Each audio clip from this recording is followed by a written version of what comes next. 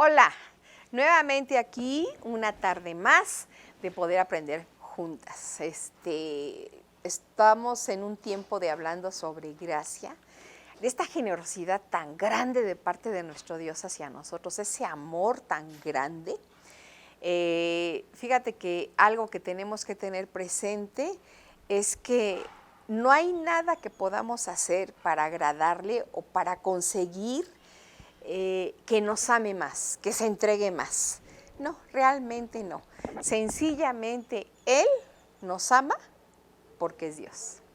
Por eso el amor nunca se compara del de Dios hacia nosotros que el de nosotros hacia Él y entre nosotros, ¿verdad? Un amor filial que es muy diferente. Oye, ya invitaste a tus conocidas, ya están por ahí todos tratando de un ratito de quietud, o si tú por trabajo, que también es entendible, tienes que estar conectada con audífonos y no estar viendo, está bien.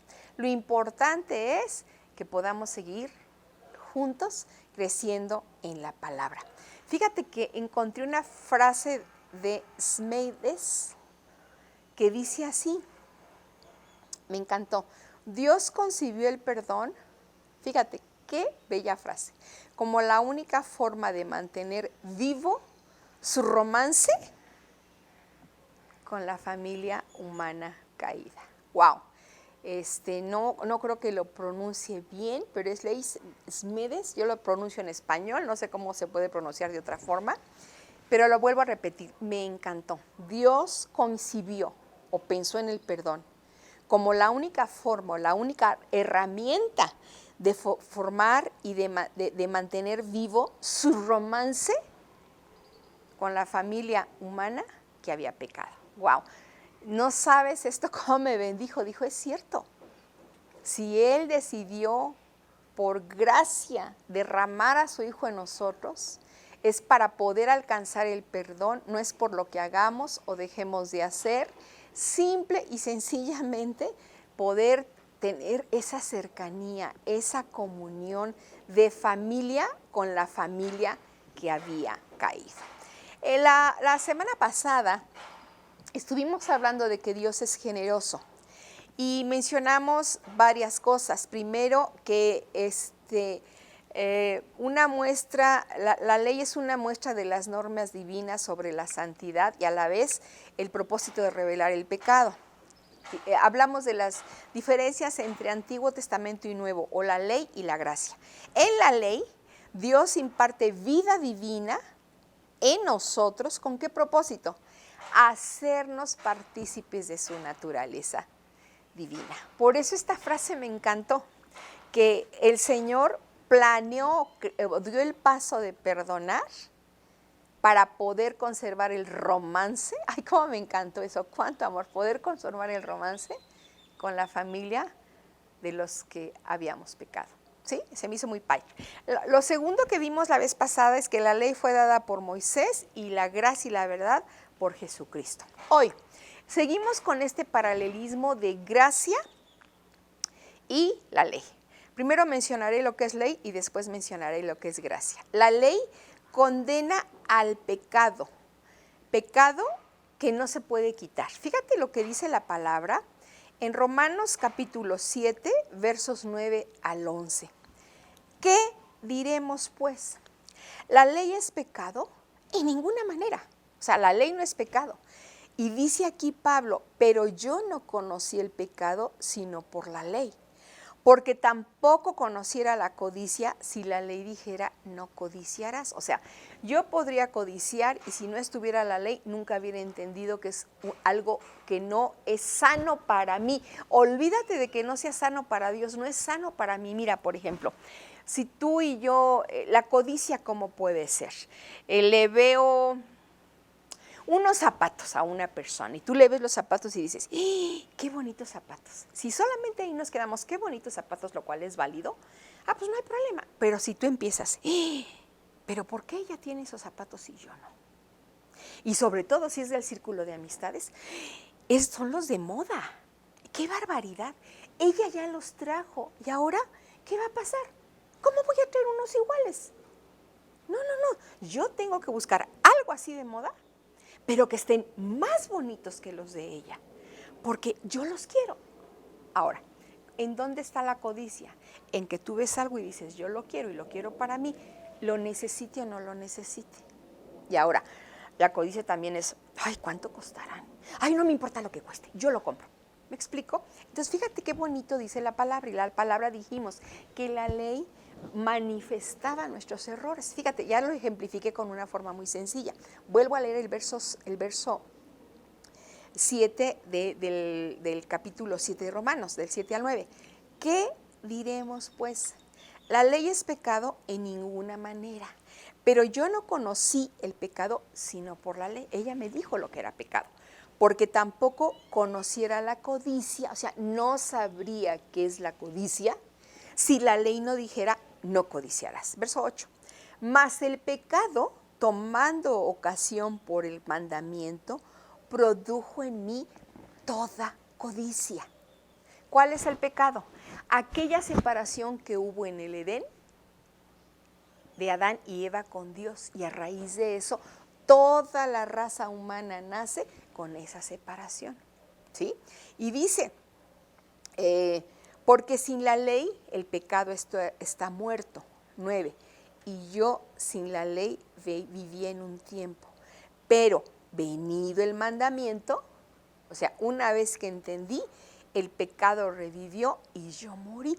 He ahí la necesidad del perdón, ¿sí?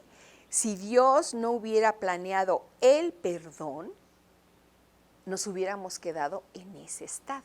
Ahora, mencionamos el ejemplo de codicia porque aquí se habla sobre codicia. Ahora, ¿qué de diferencia hace la gracia? El pasaje aquí de Romanos nos está hablando de la ley, ¿sí?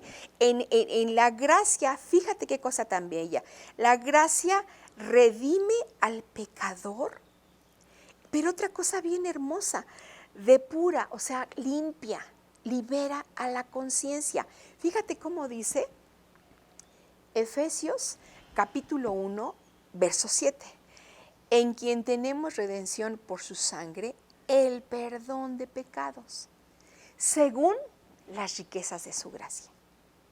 El perdón, mencionábamos esta frase de este hombre, que el perdón es algo que Dios planeó por ese amor tan grande hacia nosotros y seguir en contacto con nosotros, en comunión, el romance. Oigan, qué bonita frase, me encantó. Como buena mujer, tú oyes de romance y así como que hasta hacemos los ojitos que se nos abren y se nos cierran y pensamos así, bailando a lo mejor un vals con la persona amada, cuando mi corazón palpitaba o palpita.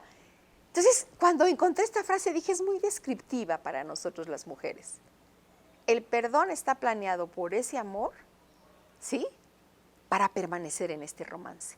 Y entonces, dice Efesios, en él tenemos redención por su sangre. Por lo tanto, la gracia redime el pecado, ¿sí? No solo lo señala. En la ley jamás el pecado puede ser quitado. En la gracia se redime, se pagó y ahora nosotros, ¿sí?, ya no tenemos una deuda. En la ley te debes de quedar callado. En la gracia nuestra boca se abre para alabar a Dios. ¿Cuál es una gran diferencia con la ley? Recuerda que en el tiempo de la ley solamente el sacerdote, el sumo sacerdote, entraba una vez al año para ofrecer la sangre, ¿sí? El sacerdote, el pueblo se quedaba afuera. En el trayecto del año, los sacerdotes tenían horarios para entrar al tabernáculo, ¿sí? Y en esos horarios ellos tenían que entrar, siempre tenía que estar prendido el altar del incienso con incienso, siempre tenían que estar cambiando los panes de la proposición, tenían que estar ofreciendo holocaustos afuera como ofrenda de alabanza, era ofrenda de alabanza como ofrenda para la expiación. Pero en ese momento nosotros no expresábamos nada. Ese es el punto, no expresábamos nada con nosotros. Fíjate cómo dice Efesios 1, 5 al 6. En amor, habiéndonos predestinado para ser adoptados hijos suyos por medio de Jesucristo, según el puro afecto de su voluntad. Él anhela este romance que continúe todos nuestros días. Observa cómo dice el 6, cómo ahora nuestra boca está abierta, el puro afecto de su voluntad para alabanza de la gloria de su gracia. Hoy nosotros podemos alabar, no tiene que venir un sacerdote delante de nosotros. Hoy somos reyes y sacerdotes, tenemos acceso, estamos en el lugar santísimo y es permanente porque nuestro Dios habita en nosotros. ¿Sí? Y dice este pasaje al final, con lo cual nos hizo aceptos en el amado. Estamos para la alabanza de su gloria. Hoy nuestra boca se lo expresa directamente a Él, no a través de un sacerdote. Por eso, en la ley nos quedábamos callados si estuviéramos en ese tiempo. En la gracia podemos abrir nuestros labios y hablarle a nuestro Señor y Dios en forma directa, personal, en la intimidad. Y qué hermoso, creo que la mayoría hemos comentado que algo que extrañamos en pandemia era reunirnos para cantar. Somos un pueblo alegre y cantador, muy cantador. Oye, el mexicano es cantador, como dicen, aquí todo se celebra, hasta la muerte se hacen unas pachacas, que mira, todas esas ofrendas es para ir a convivir, a comer y a tomar. Realmente los difuntos ya ni están y la gente que va lo que quiere es convivir. Entonces, en la ley, precisamente porque tú no tenías ese acceso de poder directamente con Él a estar de cerca, en la ley sencillamente se mencionaba el pecado y se daba la orden de muerte. Fíjate cómo dice en Romanos 3, el 19 y el 20. Pero sabemos que todo lo que la ley dice, lo dice a los que están bajo la ley, para que toda boca se cierre, o sea, no podíamos hablar, ¿sí? Y teníamos que estar en muerte y todo el mundo quede bajo el juicio de Dios, ya que por las obras de la ley ningún ser humano será justificado delante de Él, porque por medio de la ley es el conocimiento del pecado. En la ley se decía, si no haces esto, si haces aquello, tienes algún problema.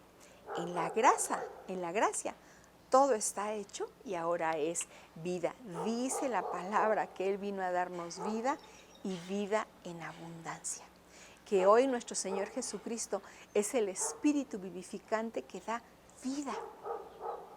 Algún día físicamente este cuerpo morirá, pero mi espíritu nunca va a morir. Mi espíritu y tu espíritu van al encuentro de nuestro Dios. Nuestro espíritu tiene vida y vida eterna. Vida eterna.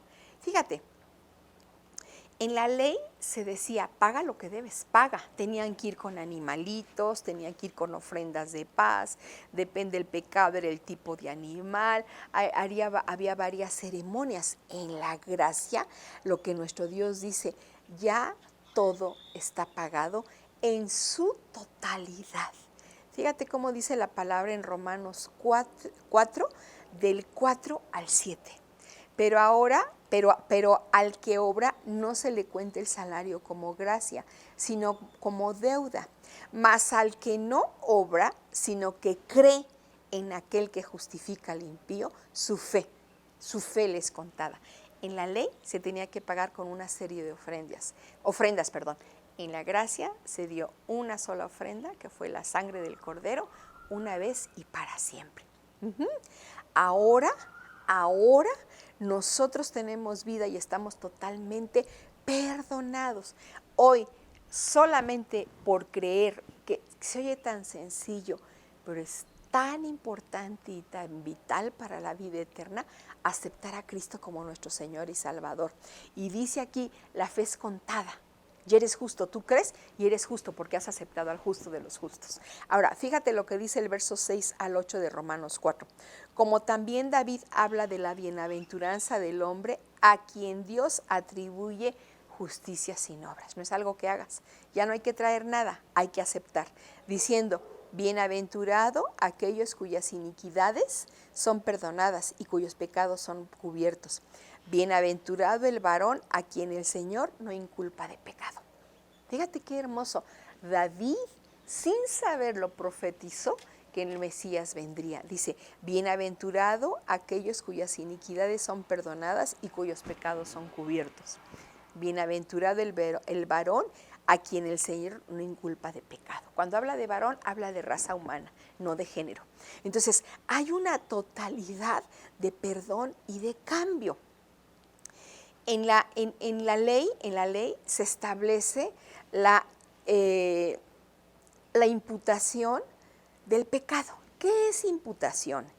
Es el juicio que se hace o es un proceso penal contra un acusado, ¿sí?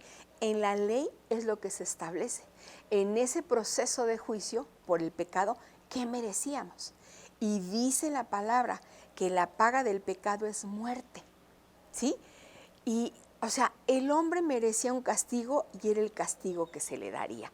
Fíjate lo que dice Romanos 6:23, porque la paga del pecado es muerte, mas la dádiva de Dios es vida eterna en Cristo Jesús, Señor nuestro. Eso fue en la ley. En la gracia se establece la impartición de justicia, esa dádiva de vida eterna. Al hombre, la misericordia que no merece se nos da, se nos otorga. La gracia está derramada. Fíjate cómo dice en Santiago, capítulo 1, versos 17, 18 al 22. Toda buena dádiva y todo don perfecto desciende de lo alto, del Padre de las luces, en el cual no hay mudanza ni sombra de variación. Él, el Padre, de su voluntad, nos hizo nacer por la palabra de verdad, para que seamos primicias de sus criaturas. Qué hermoso en el poder de Dios. Cada persona que viene y acepta al Señor Jesucristo es primicia, porque es una persona diferente, es una persona nueva. Fíjate, te lo vuelvo a leer. Toda buena dádiva y todo don perfecto desciende ¿de quién? De lo alto, del Padre de las luces, en el cual no hay mudanza. Él no cambia, Él no muda. Él es el mismo ayer, hoy y por los siglos, ni sombra de variación. Él, de su voluntad, nos hizo nacer por la palabra de verdad, para que seamos primicias de sus criaturas. Ahora, se nos imparte justicia, se nos da toda dádiva y don viene de parte de nuestro Dios, pero hay un detalle aquí en Santiago que yo creo que es muy interesante mencionarlo. Dice en Santiago 1:22, pero ser hacedores de la palabra y no tan solo oidores, engañándoos a vosotros mismos. O sea, es importante que tú y yo sencillamente nos acerquemos al Señor, que estemos buscando a nuestro Señor y Dios. Eso es muy importante, ¿sí? Pero que se note en nuestra vida diaria, que vivamos quién es Dios nuestro Señor. Ese es el punto, ¿sí? Toda buena dádiva, todo don perfecto. ¿De quién desciende? Del Padre de las luces, de nuestro Señor y Dios. Ahora, yo quiero que veamos un pasaje en el libro de Éxodo, capítulo 19. Fíjate cómo la ley muestra toda esa santidad de Dios y el por qué nosotros teníamos que estar alejados de Él. Dice en Éxodo, 19:10. Pues no cambia. A ver, miren, lo voy a buscar aquí en la Biblia, porque no lo traigo anotado y es importante que lo analicemos. Fíjate, así que te doy tiempo a ver si tú también lo encuentras. Fíjate lo que dice Éxodo 19, 10 al 22. Dice así: y Jehová dijo a Moisés, ve al pueblo y santifícalos hoy y mañana, y laven sus vestidos, y estén preparados para el día tercero. Porque al tercer día Jehová descenderá a los ojos de todo el pueblo sobre el monte Sinaí. Y fíjate qué impresionante. Esta es la parte que te quiero hacer ver. ¿Te acuerdas que dimos el ejemplo de la electricidad la vez pasada, dando un ejemplo de por qué en esa santidad no podíamos permanecer delante de Dios? Fíjate cómo dice el verso 12.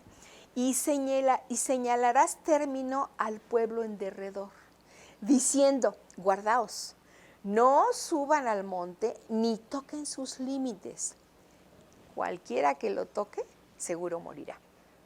Y dijimos, la electricidad no es que quiera quemarte, no es que quiera rechazarte, está la fuerza que tiene, que por eso si intentas tocarla con un metal, te va a dar toques, y aún hay personas que por ciertas descargas desgraciadamente llegan a morir. Eso es también, queríamos ejemplificar la santidad de nuestro Dios. Él es santo, Él es puro, y en tiempo de ley, como los sacrificios no eran perfectos, estaba solamente la ley preparando todo el camino para que viniera nuestro Señor y Dios. En Romanos capítulo 10 dice que la ley, el fin de la ley es Cristo. O sea, cuando habla de fin es el límite, el punto hasta donde la ley llegaría. La ley solamente llegó hasta Jesucristo. Entonces dice aquí que no lo toquen, ¿sí? Y entonces va Moisés, les dice, y dice el verso 16, al tercer día cuando vino la mañana, vinieron truenos, relámpagos, espesa nube sobre el monte, sonido de bocina muy fuerte, y se estremeció todo el pueblo que estaba en el campamento.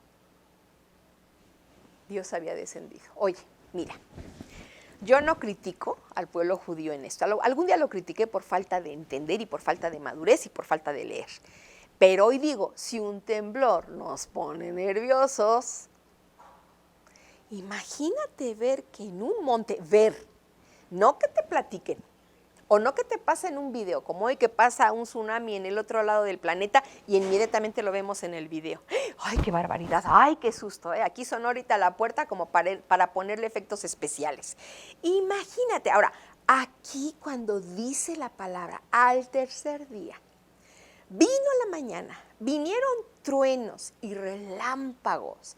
¿Te ha tocado escuchar un trueno? Dice la palabra que los truenos son la voz de Dios. ¡Wow!